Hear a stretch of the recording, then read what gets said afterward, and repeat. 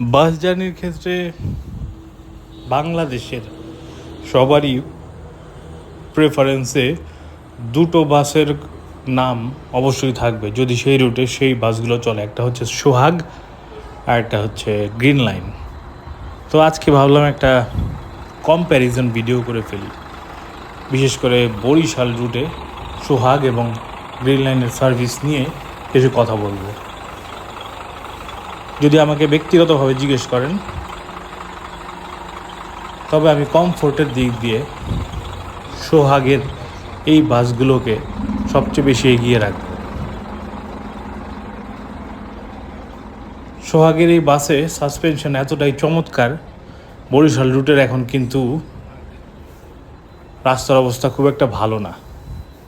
ভাঙা টাঙা পার হলে অনেক বেশি ভাঙাচুরা সরু রাস্তা, সোহাগে চড়লে সেটা মনে হয় না। সিটগুলো খুবই প্রশস্ত এবং আধুনিক যে সুইচ সিস্টেমে পিছে নেওয়া বা লেগ রেসটাকে অ্যাডজাস্ট করা ভালো লেগেছে আমার ওভারঅল। এদের যে লাগেজ রাখার স্পেসটা মাথার উপরে সেটাও যথেষ্ট বড়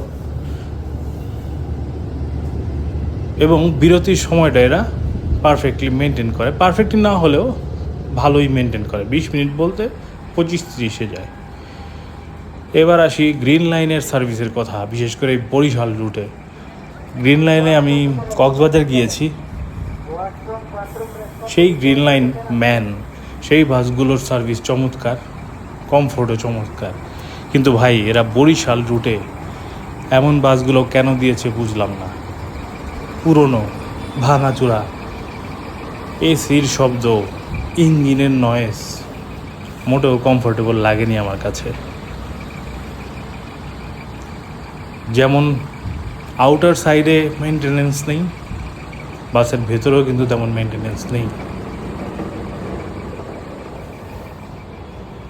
সাসপেনশন সোহাগের তুলনায় খারাপ, ঝাঁকি অনুভূত হয়।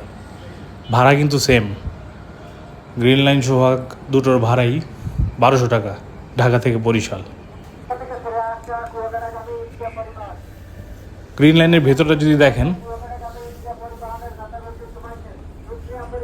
এদের কাজ ভাঙা থাকবেই। 95% বাসের ফ্রন্ট গ্লাসটা ভাঙা, ফাটা, সিটগুলো পুরনো, আর সেই মানধাত্তার আমলের হ্যান্ডেল দিয়ে সিট পিছনে নিতে হয়, সামনে নিতে হয়। দেখুন বাস নোংরা, ময়লা, ভালো লাগেনি আমার।